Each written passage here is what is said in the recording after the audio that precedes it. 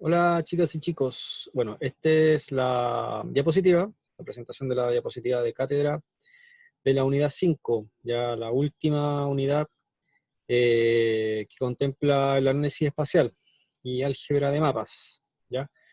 Bueno, hay mucha materia más, muchos contenidos que quedan pendientes, ¿cierto? La geomática es súper amplia, tiene muchas más herramientas, pero se considera como que estos son los temas más básicos dentro de la geomática, y de ahí empezar a emprender el vuelo, empezar a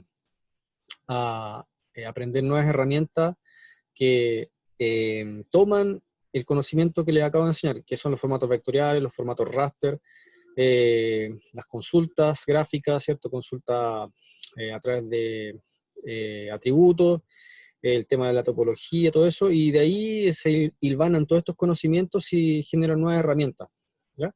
Así que vamos por el último poco de conocimiento básico que deben saber para seguir con los conocimientos más avanzados, ¿ya? Así que les comparto pantalla de la diapositiva que tenemos preparada, ¿ya? Estas se las adjunté, así que ahí vamos. Bueno, estos son los temas de esta unidad. Voy a tratar de hacerlos todos de una sola vez para no hacer dos videos. Básicamente hablar de estos temas, de MDT, MDE, MDS y los TIN, ¿ya? Posteriormente vamos a hablar un poco del análisis espacial, un poco de lo que es la reclasificación y finalmente la álgebra de mapa. Todo esto vamos a hablar nomás del tema, obviamente la teoría, y después lo vamos a abordar en el laboratorio, ¿ya? Y vamos a poner en práctica estas disciplinas, esta herramienta. Ya. Entonces, básicamente se tratan de modelos, ¿cierto? Los modelos, como sabemos, son extractos de la realidad, y solamente tomamos de la realidad algunas variables, variables que a nosotros nos interesan, lo que más caracterizan al fenómeno que queremos estudiar, ¿ya? En ese sentido, tomamos parte del terreno. El terreno es muy complejo, tiene muchas variables, factores. Entonces nosotros, para modelar ese terreno, se hace muy complejo. Entonces básicamente se toma, por ejemplo, la elevación, ¿ya? Como se imaginarán, el terreno puede tener acidez de suelo, humedad, el calor, etcétera, etcétera. Entonces, el analista considera solamente las variables que le son de su interés. Por ejemplo, típicamente en la topografía se toma la elevación, ¿cierto? La cota, el Z. Eh, También podemos estudiar la temperatura, no sé, a través de sensores termales que tomen esa temperatura de brillo, ¿cierto? Y a través de algunos procesos se extraiga la temperatura de superficie, ¿ya? Y así un montón de sensores que toman, ¿cierto? Que toman muestra del terreno y lo analizan, ¿ya? Y claro, toman solamente esa variable que nos interesa, no todas, ¿ya? Bueno, nosotros vamos a trabajar con dos tipos de expresiones, ¿cierto? Que pueden ser los TIN o los raster, que en este caso serían DEM, modelos digitales de elevación, ¿ya? Partamos con lo que son los MDT. Bueno, los MDT es la sigla, ¿cierto? La abreviación de modelo digital de terreno, o en inglés DTM, Digital Terrain Model.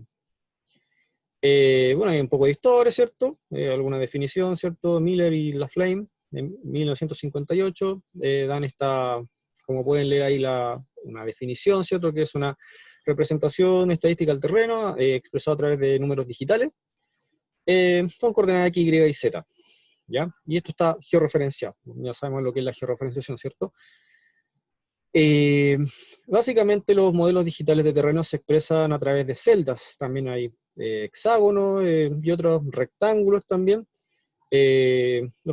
A través de píxeles, por ejemplo. Los píxeles también pueden ser rectangulares, si es que no lo sabían, porque claramente uno está siempre acostumbrado a ver el píxel cuadrado, ¿cierto? Un cuadrado perfecto. Igualmente existe la posibilidad de que estos píxeles sean alargados también, sean rectángulos, ¿ya? Bueno, los MDT son de tipo raster, ¿ya? En algunos países, y en la bibliografía, en cualquier libro que usted tome, algunas páginas de internet, etcétera, etcétera, se va a encontrar con que MDT y MDE son lo mismo, o DEM o DTM es la misma cosa, como que hablan como que fueran sinónimos. Incluso meten entre medio otro concepto que se llama MDS. Ya. Entonces nos quedamos con la cabeza, o sea, en la cabeza, que los DTM son una representación tridimensional del terreno, ¿ya? Como una maqueta. Por ejemplo, como la imagen que les voy a mostrar ahora. Eso. Aquí, viendo eso, usted se imagina, unos cerros, ¿cierto? Esos terrenos, básicamente, suelo desnudo, porque, claro, usted ve, no hay ni un árbol, no hay ni un árbol, no hay vegetación, es como que fuera una zona montañosa, no ve agua, no ve árbol, ni casas, ni nada de nada, solamente el suelo desnudo, ¿ya? Eso básicamente es un DEM, o modelo digital de elevación, ¿ya?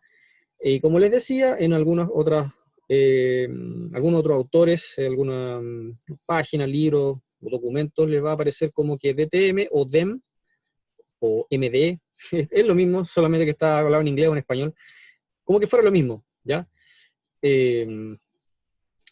Así que, bueno, nosotros, o al menos personalmente, yo me refiero a los DEM como modelos digitales de elevación, ¿ya? O Digital Elevation Model. Y viene siendo lo que están viendo en pantalla, o sea, solamente una representación del suelo desnudo, a ras, sin la vegetación, ni los árboles, ni edificios, ni nada que esté encima, o los ríos, solamente el suelo desnudo, ¿ya? Y el DTM, o MDT, viene siendo una expresión la cual toma cualquier variable y se expresa sobre ella. ¿A qué me voy a referir? Les voy a mostrar en un breve. ¿Para qué se ocupan los DEM o los DTM? Se puede ocupar para analizar la superficie, como lo vamos a hacer nosotros, aunque más que nada nosotros vamos a ver temas de escorrentía de agua, por ejemplo. No va a haber movimiento de masa. En geología y geomorfología van a ocuparlo también para el análisis de terreno. Ustedes ya lo han ocupado, si es que no se han dado cuenta, en hacer perfiles topográficos, cuando los mandan a hacer levantamientos, ¿cierto? Generan curvas de nivel, o sea, hacen una malla de triángulo, ¿cierto? Hacen las curvas de nivel, y seguramente han hecho ya cortes, ¿cierto? Cortes, perfiles transversales y longitudinales. Entonces ahí ya están ocupando un DEM sin querer, o las curvas de nivel, ¿cierto? Y están haciéndose esos perfiles. También se ocupa para hacer rectificación geométrica de fotografía aérea, o imágenes satelitales. Ya lo que yo les contaba al principio, cuando ocupábamos los polinomios de primer y segundo orden o tercer orden, cuando llega a tal grado de deformidad del terreno con las imágenes, se ocupa una ortorrectificación. Y para hacer esa ortorrectificación se ocupan los DEM. Ahí entra recién lo que les voy a enseñar ahora.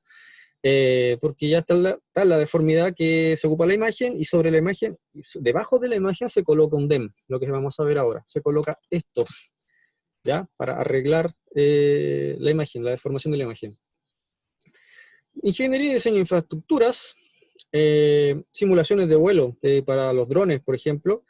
En estas simulaciones hay software que dicen o dan la opción de ocupar un DEM, modelos digitales que están en internet, o que uno mismo inserte un modelo digital de la zona. Entonces de esta manera planificar y saber dónde están los cerros, ¿cierto? Los valles, y planificar el vuelo del dron, que vuele sin chocar, ¿cierto? Y tener una seguridad y hacer el modelado de la planificación del vuelo, los trazos, cómo va a ir volando este dispositivo.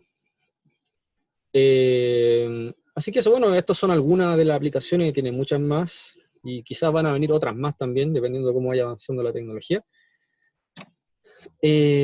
Bueno, eso era con el DEM. También tenemos los MDS, o DCM sería, Digital Surface Model. nosotros vemos que tenemos el modelo digital de terreno, ¿cierto? Ya hablamos de esto, o DEM, y el DCM es el de MDC, son trabalenguas, son similares, pero la diferencia entre ellos es eh, lo que consideran en su representación, como pueden ver aquí en este dibujo, que yo hice, orgullosamente para no seguir con infracciones a los derechos de autor, lo hice yo mismo. Tenemos acá un árbol, ¿cierto? Una casa, y la línea azul representa lo que vendría siendo un MDT o un MD, modelo digital de elevación o modelo digital de terreno, que se toma a ras del suelo. Y observa que pasa por debajo de la casa, pasa por debajo del árbol, ¿ya?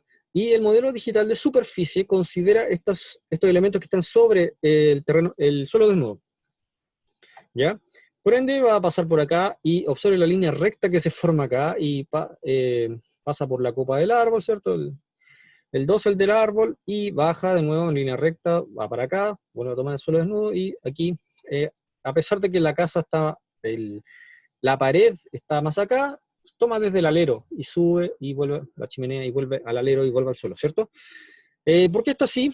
Bueno, porque los dibujé así porque, por ejemplo, los modelos digitales de superficie pueden ser tomados por sensores LIDAR, ¿ya? Y bueno, si pasa un avión encima de todas estas casas, estas superficies, al lanzar el haz, ¿cierto? El, el láser, no atraviesa necesariamente por las hojas, ¿cierto? Dependiendo de la longitud de onda, va a atravesar o no las hojas, y generalmente no atraviesa hasta acá, y quedaría así, esta forma, como esta sombra, ¿ya? Y también la casa se ve solamente el techo, ¿ya? Entonces, después en el resultado de la imagen vemos esto, como las partes altas de cada elemento y no por debajo, no atraviesa la casa, o sea, no va a haber las habitaciones interiores ni nada de eso.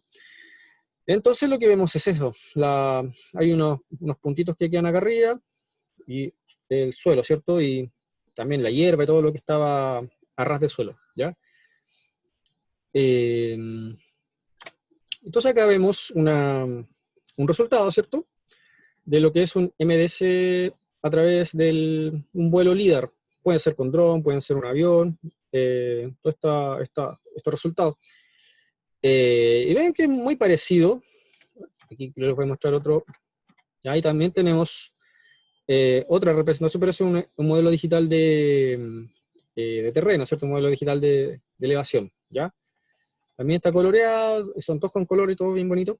La diferencia acá es que acá vemos, se ve como el suelo muy homogéneo, pero hay zonas donde está como unos gránulos, ¿cierto? Y estos gránulos que se ven son las copas de los árboles, vegetación, ¿cierto? Y hay rugosidad en algunos lados.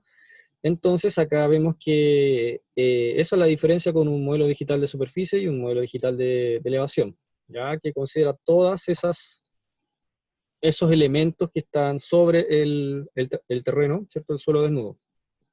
¿Para qué nos puede servir esto? Podemos usarlo para el modelado y ver los obstáculos en las pistas de aterrizaje, ¿cierto? Helipuerto, no sé. También para la revisión o la inspección eh, de cableado eléctrico, por ejemplo. Utilizan drones, ¿cierto? Y a lo largo de del cableado eléctrico, pueden ser kilómetros de cableado eléctrico, hacen volar un dron con LIDAR, ¿cierto? Y van modelando, ¿cierto? Y viendo la vegetación que va cubriendo las líneas de alta tensión, lo que puede ser peligroso, ¿cierto? Entonces, después estos resultados se analizan y se ven las zonas donde la vegetación hace interferencia con estos cables, ¿ya? Y ahí se puede hacer un modelado, hacer un buffer, ¿cierto? Y eh, reclamar y que se haga una mantención en ciertos lugares, ¿ya? Y eso se hace a través de LIDAR, ¿cierto? Y vuelo de dron, ¿qué más puede servir? Bueno, etcétera, entre otras aplicaciones, ¿ya? Eso es en el caso de los modelos digitales de superficie. Bueno, tenemos la otra representación, que es de tipo vectorial, que son los TIN, o redes de triángulos irregulares, ¿ya? Ustedes ya lo han hecho a mano, si es que lo han tenido en topografía. Ustedes cuando van a terreno, con el taquímetro, ¿cierto? Van marcando los puntos en terreno, puede ser con la estación total, el taquímetro, no sé, y todos los puntos que van midiendo se van almacenando como un punto con coordenadas X, Y y Z, ¿ya? Lo mismo que conforma este dibujo que está acá, ¿ya? Entonces los vértices, estas uniones que están ahí, son los puntos que usted ha medido, y la unión de estos puntos conforma una teselación, como podemos apreciar acá, que conforma esta superficie formada por triángulos. Es un formato bastante simple, en formato vectorial, donde esos puntos son los que más confianza se puede tener, y estos se van, entre punto y punto se van generando interpolaciones, y de esa manera se genera una simulación del terreno. Y mientras más puntos ustedes tomen, más detalle va a tener el terreno. Y bueno, un poco más pesado también va a ser el archivo. Estos claramente son más livianos que los formatos raster, pero bueno, como ustedes saben, uno tiene ventajas que el otro no, ¿ya? Cuando toman muchos puntos o cuando hay unas variaciones muy altas entre el terreno, por ejemplo, si hay una diferencia de altura muy brusca entre una superficie y otra, la idea es que ustedes tomen en terreno, ¿cierto?, estos quiebres en la topografía, ¿cierto? Hay una zanja, usted toma la parte de arriba y de la parte de abajo, y al hacer eso, se va a generar un triángulo muy, muy corto, muy pequeño, ¿ya? Y mientras más triángulos genere, eso significa que van a haber más curvas de nivel, ¿ya? Cuando los triángulos son muy grandes, o sea, las variaciones de terreno está casi plano, ¿cierto? El terreno va a ser plano, y los triángulos van a ser muy grandes.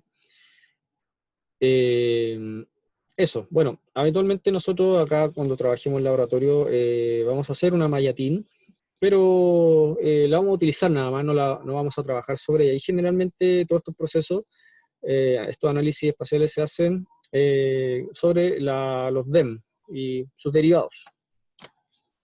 Por ejemplo, acá tenemos esto, bueno, una locura hacer un trabajo topográfico con esto, es muy grande. Se puede sacar con satélite, ¿cierto? O un vuelo aerofotogramétrico. Se generan estas curvas, creo que aquí un levantamiento topográfico, o también, es que le escribí que era un levantamiento topográfico, no se imaginen que esto fue un levantamiento, sería una locura, o quizá antiguamente se hacía, pero esto puede ser con una imagen satelital también. Se toman los puntos de terreno, como ven acá, está lleno de triangulitos que conforman la TIN. Y olvidé decir que TIN era red de triángulos irregulares, o Triangulate Irregular Network, eso significa TIN, y se genera esta malla de triángulos. Bueno, una redundancia decir malla de triángulos, porque eso es la sigla de red de triángulos irregulares. Esto está coloreado, ¿ya? Es lo mismo, simplemente que acá no tiene color, y acá el ArcGIS le coloca color y se ve así, ¿ya? Entonces las partes altas. Esta simulación de color no es a propósito, o sea, no es,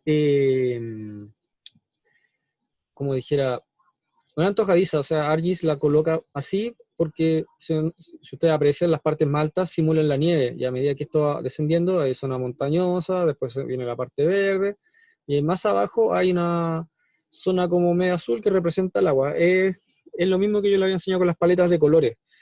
Hay paletas de colores que se acomodan a las elevaciones, entonces quedan exactamente justo donde debiera ir la nieve, donde debiera ir vegetación, donde debiera haber agua y zona montañosa, y tienen esa graduación. Bueno, esto en formato vectorial, como les decía, es una malla TIN, es un TIN, y queda así, coloreado o no coloreado, ¿ya? Pero esto es un formato vectorial. Lo ideal es que, y lo que nosotros vamos a hacer en el flujo de trabajo, es transformar esta este formato vectorial, lo vamos a pasar, podemos pasarlo a curvas, o podemos generar curvas si es que lo deseamos, así, o bien también podemos pasar a un DEM, que esto ya es un formato raster.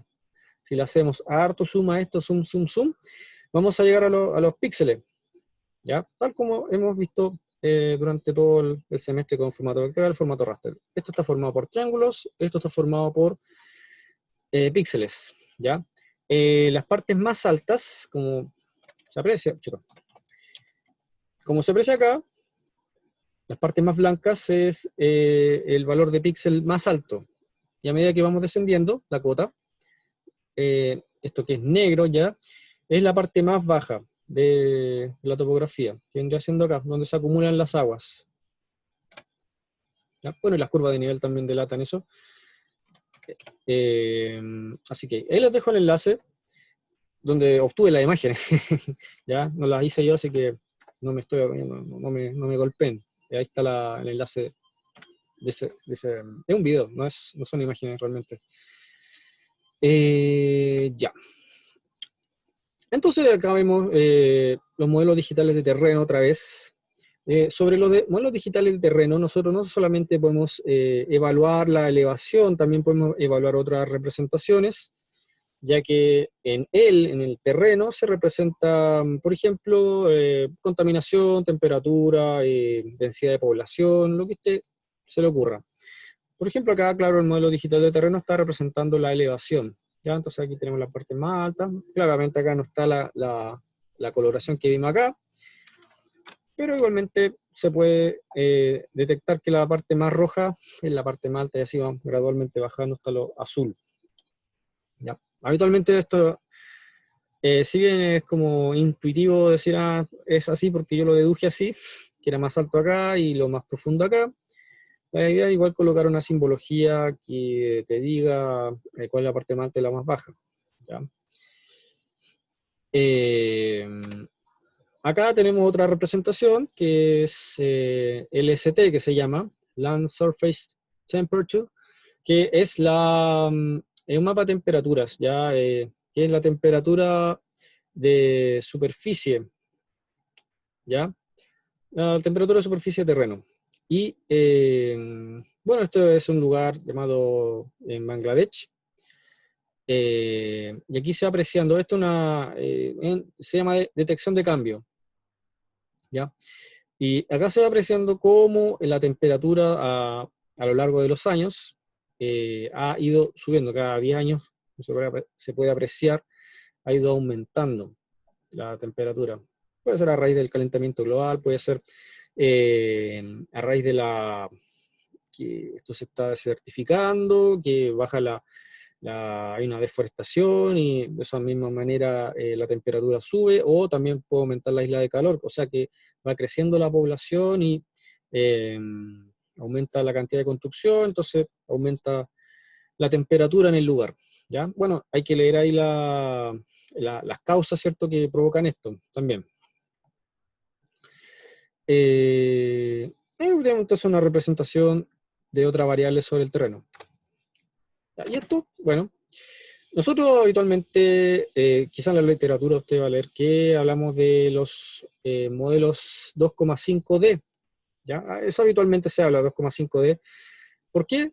Porque es una falsa representación de la tridimensionalidad, ya hablamos de 3D, pero en realidad no es 3D porque la pantalla sigue siendo plana.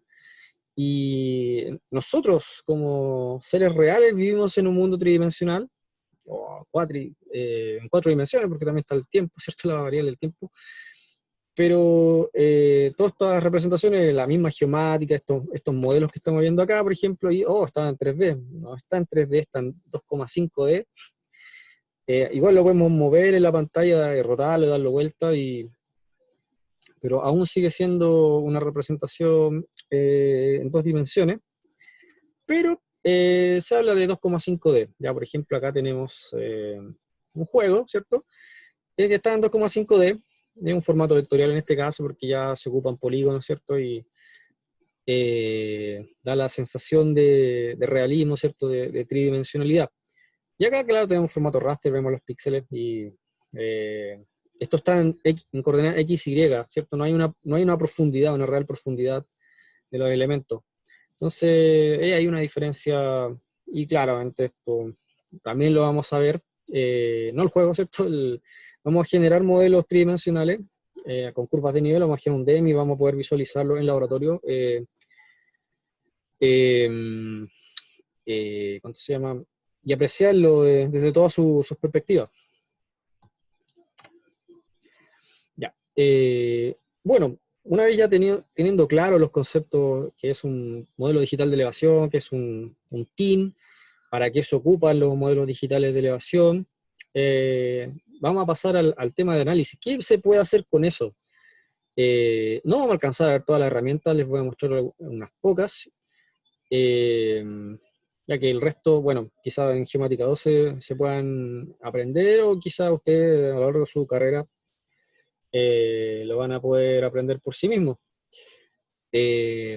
Bueno, entonces teniendo el modelo digital de terreno, en este caso un modelo digital de elevaciones, nosotros podemos generar las curvas de nivel de ese modelo digital de terreno, podemos generar también la malla TIN, o sea, ir de atrás para adelante, o sea, del DEM al TIN, o del TIN al DEM, sacar curvas y sacar otra, ir jugando, ¿cierto?, con los productos que se pueden sacar. Y bueno, y teniendo ya este modelo, podemos sacar productos como, por ejemplo, la orientación o aspect, que ya lo vamos a ver qué es, el hillshade, sombreado, slope, ver temas de hidrología, ver cómo corren las aguas, quizá ver el tema de sacar cuencas o microcuencas, ver radiación solar, no creo que lo alcancemos a ver eso, y álgebra de mapas también. El álgebra de mapas sí lo vamos a ver. De hecho, parte del álgebra de mapa es esto, slope, hillshade, y hacer cálculos con la calculadora de mapa, ¿ya? Eso también es parte del álgebra de mapa. Bueno, el álgebra de mapa es muy, muy amplio. Bueno, y todo este juego, ¿cierto?, que tenemos con el análisis espacial, da como resultado nuevas capas, básicamente en formato raster. Bueno, y ahora, como pueden apreciar, entra el juego el formato raster, porque todo este tiempo hemos trabajado con formato vectorial, ¿cierto?, viendo el tema de las tablas de atributos, geoprocesos y todo eso, y teníamos de lado el tema del raster. Ustedes tal vez pensaban que el raster no sería para nada, pero es bastante útil.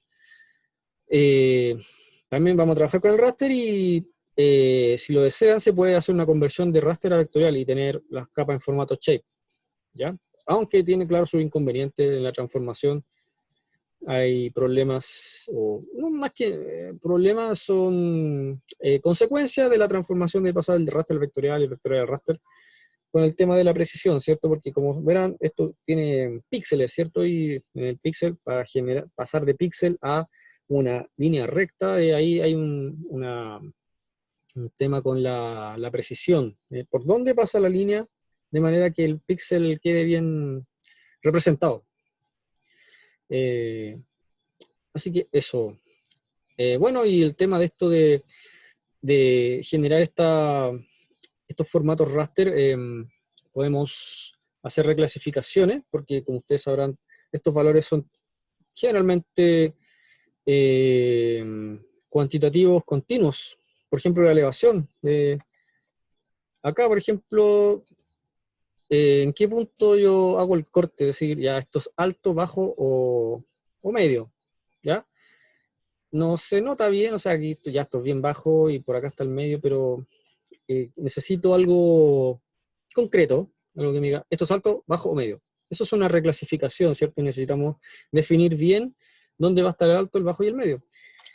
Porque es un formato continuo, un cuantitativo continuo, va suavemente en degradé, ¿cierto? Bajando hasta que se vuelve oscuro. Y el formato algo discreto, ¿cierto? Es bien definido, claro. Algo cualitativo, ¿cierto? Alto, medio y bajo. 3 clases, nada más. Como está acá, algo parecido a esto, ¿cierto? Rojo, amarillo, verde, celeste y azul, y nada más. Son, ¿cuánto? Como 6 clases, 6 o 7. Así, nada más. ¿Ya? Bien. Vamos a ver una de estas herramientas que se llama Slope. Slope en inglés es pendiente. La pendiente, ¿cómo la conocemos? En topografía, ¿cierto? Es muy suave, empinada, del terreno. Cuando usted va subiendo un cerro, ¿cierto? Y lo encuentra muy empinado, no se cansa de subir tanto, o la calle que está bien plana, ahí baja poca pendiente. Por ejemplo, ¿cómo sacamos esto? Entonces, lo utilizamos con el DEM. Todo parte a raíz del DEM, de esto que está acá.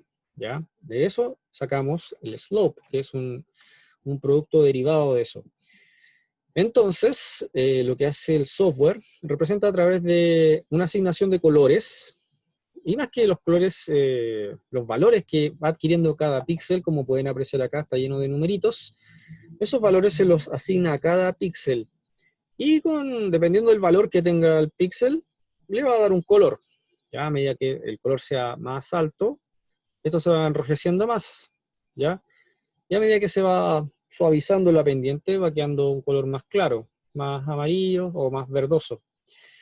Bueno, dependiendo de lo que representa acá. Habría que ver la simbología. ¿Ya? Estos valores que ustedes ven acá son grados sexagesimales. ¿Ya? O bien también podrían ser un valor de porcentaje.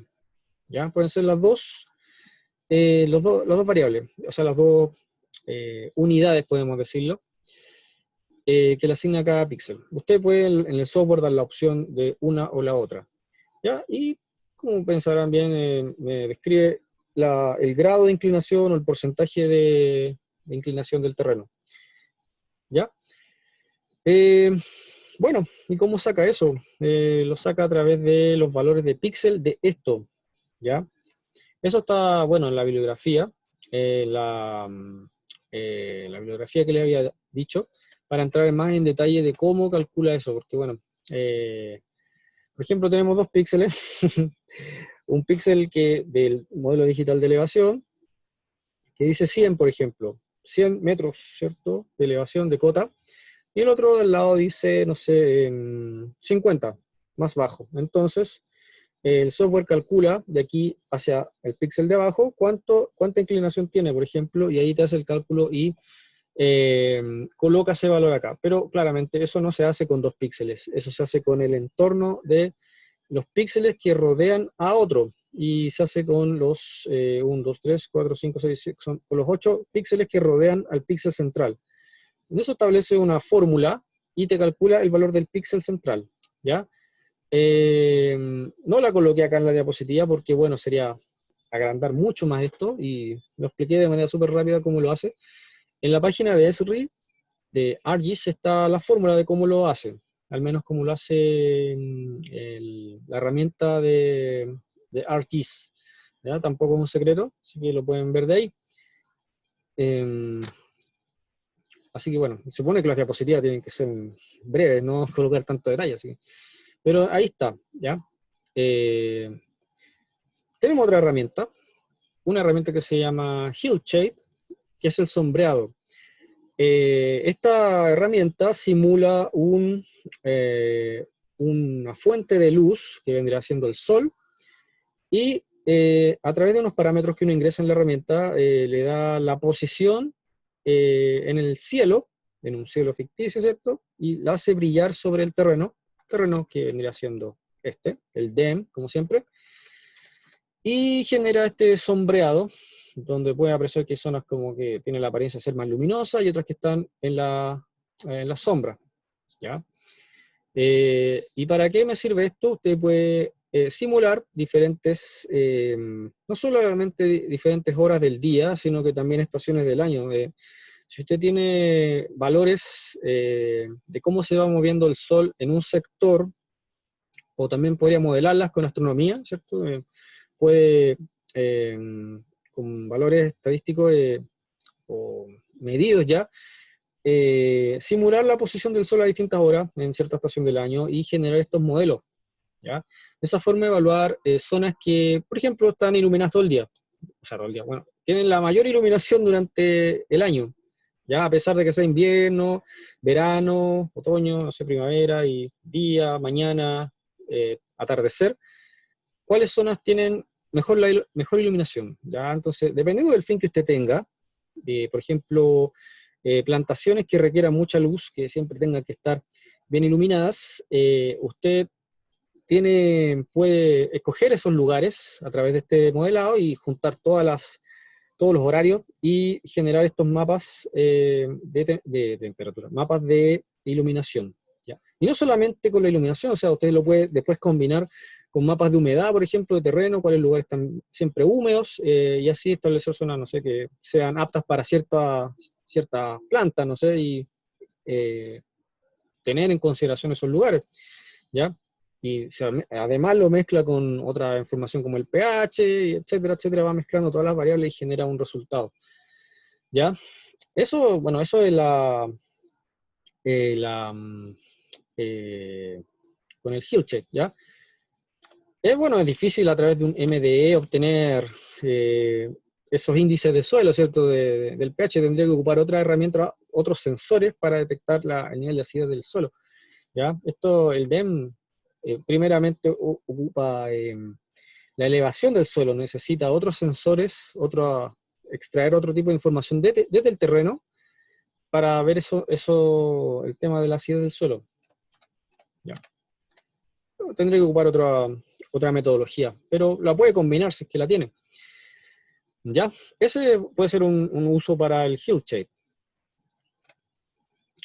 Tenemos acá el Aspect o orientación. Esta me permite encontrar a través de estos colores, bueno, más que los colores, a través de los colores son la expresión, el resultado final de cómo van orientadas las capas, o las caras, mejor dicho, por ejemplo, la orografía que vienen siendo las montañas, ¿cierto? O la superficie que está ahí. Y, por ejemplo, todo lo rojo tiene una orientación hacia... Chuta, a ver, o sea, aquí tengo un celular. Por ejemplo, está mirando hacia allá, ¿cierto? Hacia allá. Entonces eso es cara norte. Vamos a suponer que norte está para allá. Entonces va a ser rojo. Si la cara de la montaña está mirando hacia acá, es hacia el sur, entonces vendría siendo calipso, ¿cierto? Ese calipso bien, bien fuerte ahí, bien chillón que está ahí. Y así, dependiendo de la inclinación que tenga la montaña, por ejemplo, va a adquirir tal color, ¿ya? Y bueno, ningún lugar es puramente 90 grados, ¿cierto? Para allá o para allá, para allá, ¿cierto? Siempre hay como una suavidad, ¿cierto? Y esto, como pueden imaginar, ya está reclasificado. Por ejemplo, dice norte,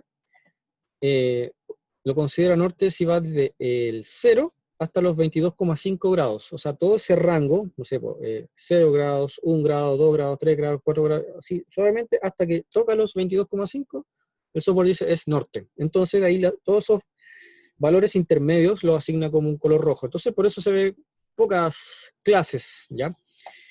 Y así lo mismo con todas las demás. Y acá el norte se vuelve a repetir, si se dan cuenta. O sea, partió del 0 hacia el 22,5, y acá abajo se vuelve a repetir. O sea, va del 337,5, o sea, se dio la vuelta por el otro lado, y parte del 337,5 hasta los 360 grados, o sea, entre comillas, el 0 otra vez, para unirse con el hermano que estaba arriba, y ahí abarca como si fuera un abanico, ¿cierto?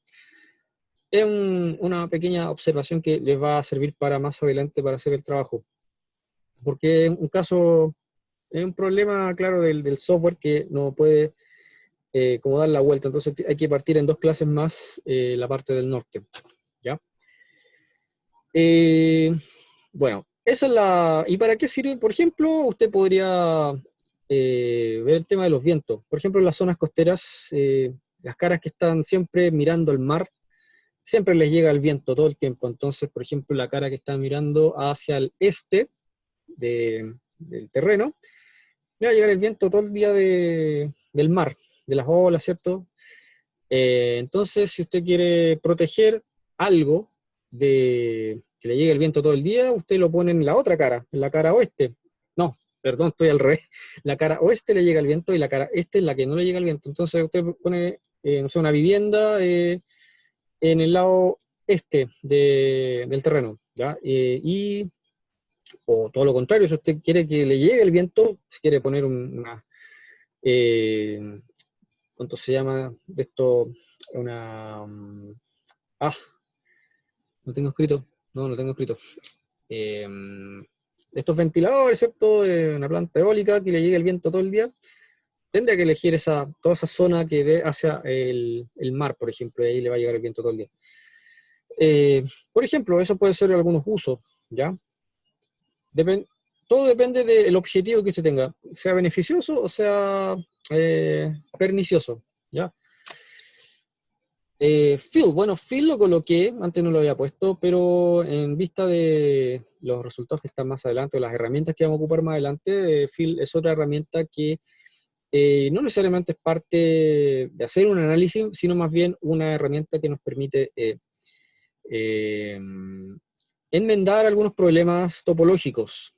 Ya, Fill es una herramienta que en inglés significa relleno, rellenar, y arregla el DEM. DEM no necesariamente va a salir perfecto. Si usted hace un vuelo, ¿cierto? Con LIDAR y toma los puntos, te va a generar un DEM, ¿cierto? Pero hay zonas que están mal, zonas que el píxel, a causa del sensor, algún problema, quedó mal registrado ese punto y ese píxel, y tiene un valor demasiado bajo. O sea, todo el terreno, por ejemplo, en la calle, tiene el valor representada la calle, y de repente hay un píxel que tiene una profundidad, no sé, de 100 metros de profundidad. Entonces tú dices, ¿qué pasa acá? ¿Por qué hay un hoyo en medio de la calle y de 100 metros de profundidad? Entonces no tiene sentido eso. Es como que acá, otra vez vuelvo al DEM, pero bueno, y aquí en medio del cerro tienes un píxel negro. Y dice, ¿pero por qué si esto no es un volcán? Y además es un puro píxel, ¿no? Entonces, a causa de eso se generan problemas en el modelado. Entonces, para arreglar eso, ocupas Fill. Acá tenemos una muestra. Ven que hay una tendencia.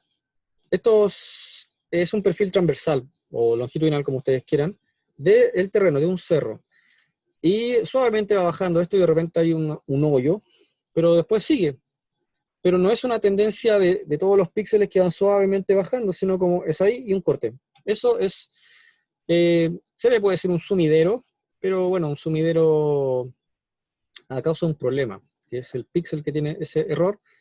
Y bueno, a través de la tendencia que siguen los píxeles que están adyacentes a este, se genera un reparo y queda relleno ahí, como se muestra en la siguiente imagen.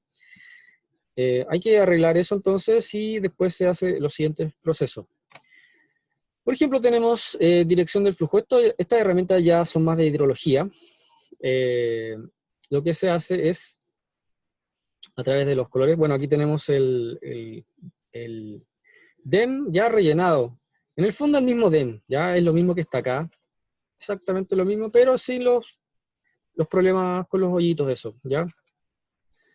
Aquí, claro, tiene ese color, pero no diga nada de otra cosa. Ya podría ser perfectamente blanco y negro, ya, pero tiene ya el problema reparado.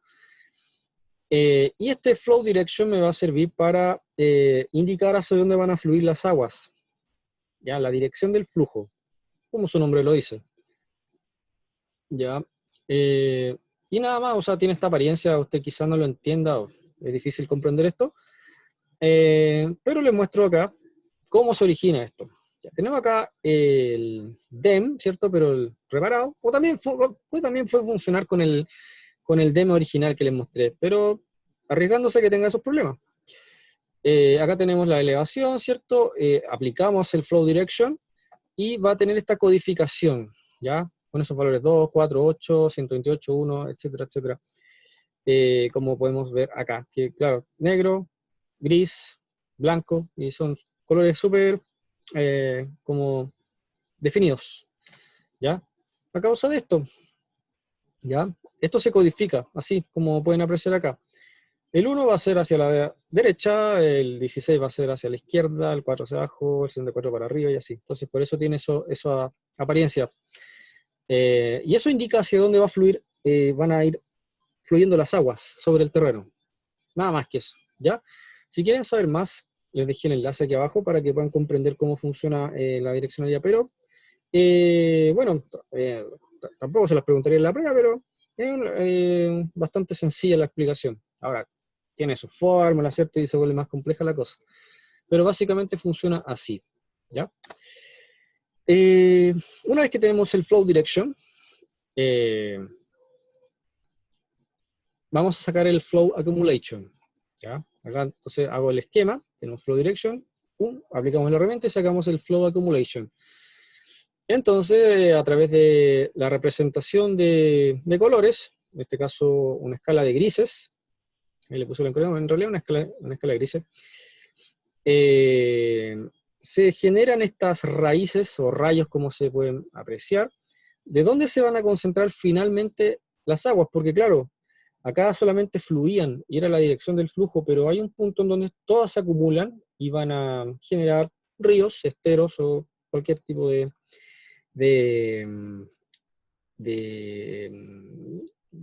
¿cómo se llama? De acumulación de agua, ¿ya?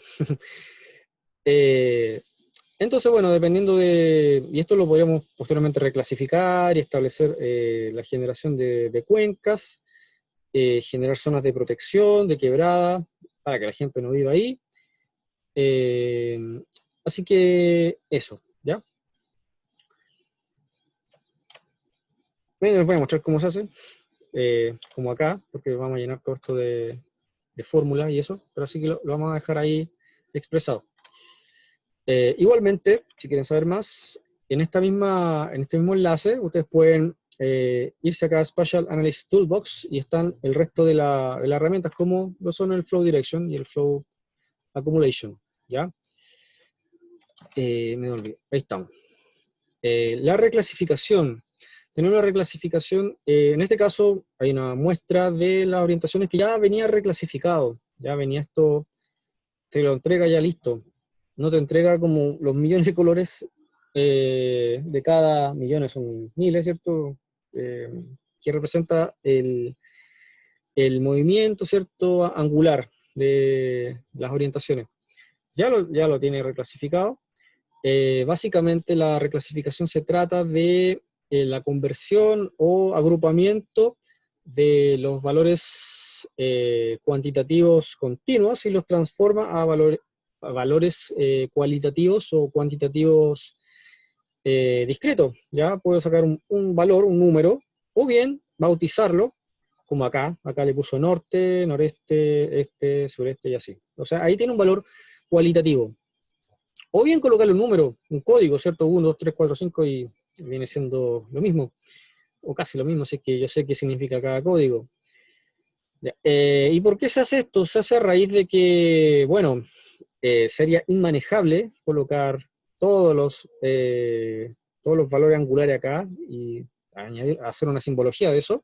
Entonces, más llevadero, ¿cierto? Más manejable establecer estos rangos, que son 10 rangos en este caso, para cada ángulo. Y ahí voy agrupando todo este montón de valores, ¿ya? No solamente para eso, no solamente para el tema de la comodidad, sino que también para trabajar con ellos.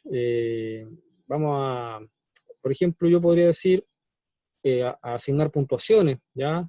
Puntuaciones que a mí me van a servir para, por ejemplo, el tema de los vientos. O sea, si yo quiero una zona llena de vientos, le voy a dar una nota 7, ¿cierto? 7, acá, si es que alguien ve en otro país, 7 es la mejor nota, la mejor puntuación, ¿ya? Entonces, yo quiero eso, a la zona, entonces, oeste, perdón, west, le doy la mejor puntuación porque yo quiero poner una estación eólica, ¿ya? Y a la parte este, le doy la puntuación más baja porque ahí no voy a tener nada. Entonces, yo voy a reclasificar todas las caras oeste con la mejor puntuación y así finalmente cuando haga mi reclasificación y mezcle con otros factores, voy a obtener solamente los lugares que tengan las puntuaciones más altas, ¿ya? Eso me puede servir como reclasificación, ¿ya? Bueno, las mallas TIN no se puede hacer esto, las mallas TIN ven más que nada el tema de las elevaciones, entonces por eso esto se transforma a raster. Los raster tienen esa asignación de valores a cada píxel.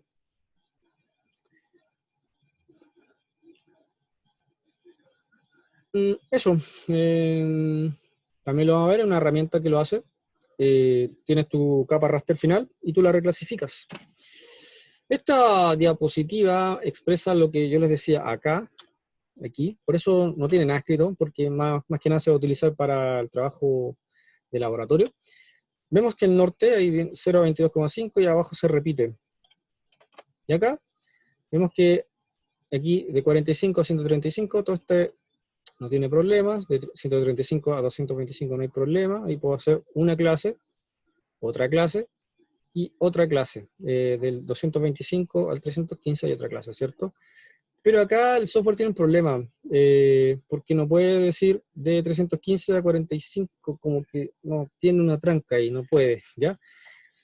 Porque probablemente va a ser de aquí para acá, o sea, no va a considerar lo que yo quiero que es la parte de arriba.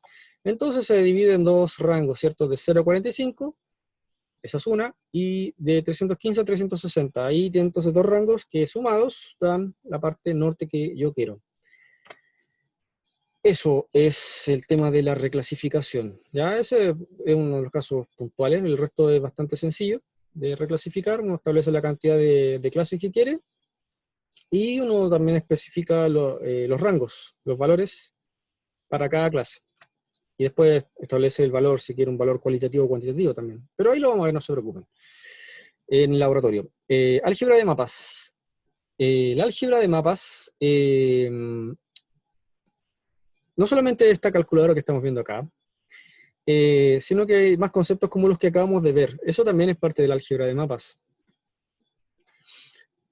Y esto se establece a través de la interacción de una o más coberturas, o a través de claramente puede ser una sola, y de ahí derivar el resto de resultados. Hay una herramienta dentro de la álgebra de mapas que es la calculadora de mapas, ¿ya? Acá nosotros, como pueden apreciar, tiene números, ¿cierto? Y valores operadores, ¿cierto? Y algunas funciones, las cuales nosotros podemos ingresar acá, en la expresión. Acá tenemos las capas que vamos a utilizar, capas raster, principalmente, ¿ya? Acá en este caso, en el dibujo vemos que hay básicamente una suma de capas, o sea, puedo sumar una capa, no sé, una capa de acidez de suelo y una capa de iluminación, y la sumo y genero, cada píxel se va sumando uno con otro, nada más que eso. Puedo multiplicarlos entre ellos, dividirlos, sacarle raíz cuadrada, lo que usted quiera, ¿ya? Dependiendo de las fórmulas que tenga la aplicación que usted vaya a hacer. Nosotros vamos a hacer trabajos bastante sencillos, así que no se nos va a complicar esto. Ya, esta es una forma de hacerlo a través de la calculadora. Aquí tenemos un ejemplo, no es que nos asuste, esto no lo vamos a ver, es solamente un ejemplo, ¿ya? Que es la ecuación universal de pérdida de suelo, USLE, que utiliza esta fórmula, ¿ya? R por K por LS por C por P, ¿ya? Eso es solamente una multiplicación, o sea, usted aquí tendría que colocar esas capas que representen cada letra y ocupar el asterisco que es la multiplicación entre ellas. Y ven que acá todas las capas raster que representa cada variable se multiplican y eso que está marcado naranjo viene siendo un píxel.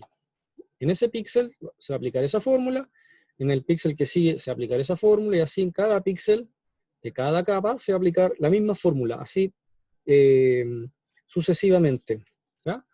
Y finalmente todas las millones de veces que va a calcular para cada píxel van a tener un nuevo valor, ¿ya? Esa es con la calculadora raster, lo que estamos viendo acá. Esta es la versión de ArcGIS, ¿cierto? También tenemos lo mismo para la versión de QGIS. tenemos los tipos de funciones, local, focal, zonal y global. La local es la que acabamos de ver, que es con la calculadora raster, calculadora de mapas. Bueno, y hay otra cosa que, claro, está mal llamado álgebra de mapa. En realidad se hacen muchas más funciones aparte de hacer álgebra, por si acaso. Pero bueno, sí, todo el mundo ya la conoce como álgebra de mapas.